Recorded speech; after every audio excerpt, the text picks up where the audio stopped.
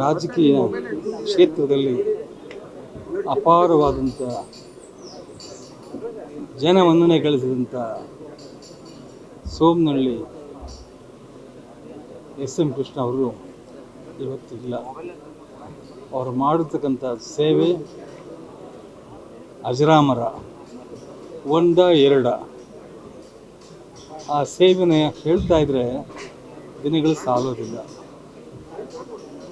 ಎಲ್ಲಕ್ಕಿಂತ ಹೆಚ್ಚಾಗಿ ಅವರಿದ್ದಂಥ ತಾಳ್ಮೆ, ಒಂದು ಸಹನೆ, ನಗುಮುಖದ ಸಿಂಗಾರ ಪುರುಷ ಅಂತ ಹೇಳಿ ತಪ್ಪಾಗಲಾರ. ಎಂಥ ಸಂದರ್ಭದಲ್ಲೂ ಕೂಡ ನಗುಮುಖದ ಎಲ್ಲವನ್ನೂ ಕೂಡ ಸ್ವೀಕರಿಸ್ತಾ ಇದ್ರು. ಅದಕ್ಕೆ ಉದಾಹರಣೆ ಹೇಳಬೇಕು ಅಂದರೆ ನಿಮಗೆಲ್ಲ ಗೊತ್ತಿರಬೇಕು, ನಮ್ಮ ಭಾವ ಡಾಕ್ಟರ್ ರಾಜ್ಕುಮಾರ್ ಅವ್ರನ್ನ ಗಾಜನೂರಿನಲ್ಲಿ ನರಹಂತಕ ವೀರಪ್ಪ ಕಿಡ್ನಾಪ್ ಮಾಡಿದಾಗ ಇಡೀ ಕರ್ನಾಟಕ ಶೋಕವನ್ನು ವ್ಯಕ್ತಪಡಿಸುತ್ತೆ.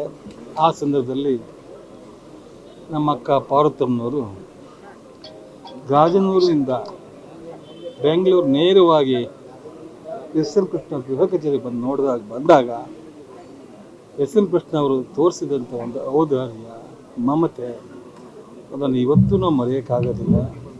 ನಿಜವಾಗಲೂ ಕೂಡ ಅವ್ರು ತಗೊಂಡ ನಿರ್ಧಾರಗಳು ತುಂಬ ಗಮನ ಸೆಳೆಯುತ್ತಾ ಇತ್ತು.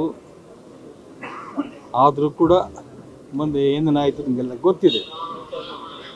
ರಾಜ್ಕುಮಾರ್ ಅವರ ಬಿಡುಗಡೆಯಲ್ಲಿ ಅವರು ತೋರಿಸಿದಂಥ ಒಂದು ಸಹಾನುಭೂತಿ, ಚಾಣಾಕ್ಷತನ ಎಲ್ಲವೂ ಕೂಡ ಇಡೀ ನಮ್ಮ ಕುಟುಂಬ, ಕುಟುಂಬ ಇರೋವರೆಗೂ ಕೂಡ ಅದು ಮರೆಯೋಕ್ಕಾಗಲ್ಲ.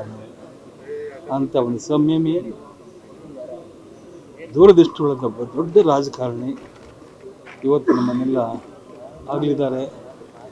ಎಷ್ಟು ಹೇಳಿದ್ರು ಕೂಡ ಅಷ್ಟೇ. ದಿನಗಟ್ಟಲೆ ಹೇಳ್ಬೋದು, ಪುಟಗಟ್ಟಲೆ ಹೇಳ್ಬೋದು ನಾವು. ಬೇಡ, ಇವತ್ತು ಅವ್ರು ನಮ್ಮನ್ನೆಲ್ಲ ಆಗಲಿದ್ದಾರೆ.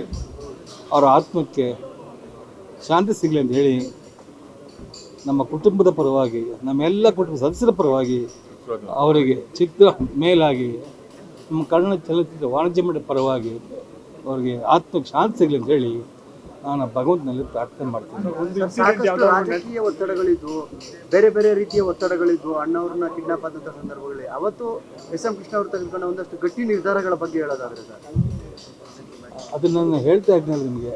ಆ ನಿರ್ಧಾರಗಳನ್ನು ಅವ್ರು ಏನು ಮಾಡಿದ್ರು ಅಂತ ಹೇಳೋದನ್ನು ಅದು ನನಗೆ ಗೊತ್ತು, ನಮ್ಮ ಅಕ್ಕವ್ರಿಗೆ ಗೊತ್ತು. ಅದು ಹಾಗೇ ಇದೆ. ಅದನ್ನು ಕೇಳೋದು ಬೇಡ, ನಾವು ಹೇಳೋದು ಬೇಡ. ಒಟ್ಟಲ್ಲಿ ನಮ್ಮ ರಾಜ್ಕುಮಾರ್ ಅವ್ರನ್ನ ಬಿಡುಗಡೆ ಮಾಡಿಸಿದ್ರು. ಆ ಕೀರ್ತಿ ಅವರು ಸೇರುತ್ತೆ. ಅವ್ರಿಗೆ ಒಳ್ಳೆಯದಾಗಲಿ, ಅವ್ರ ಆತ್ಮಕ್ಕೆ ಶಾಂತಿ ಸಿಗಲಿ ಅಂತ ಹೇಳಿ ನಮ್ಮ ಕುಟುಂಬದ ಪರವಾಗಿ, ಚಿತ್ರರಂಗದ ಪರವಾಗಿ ಧನ್ಯವಾದ ಅರ್ಪಿಸ್ತೀನಿ.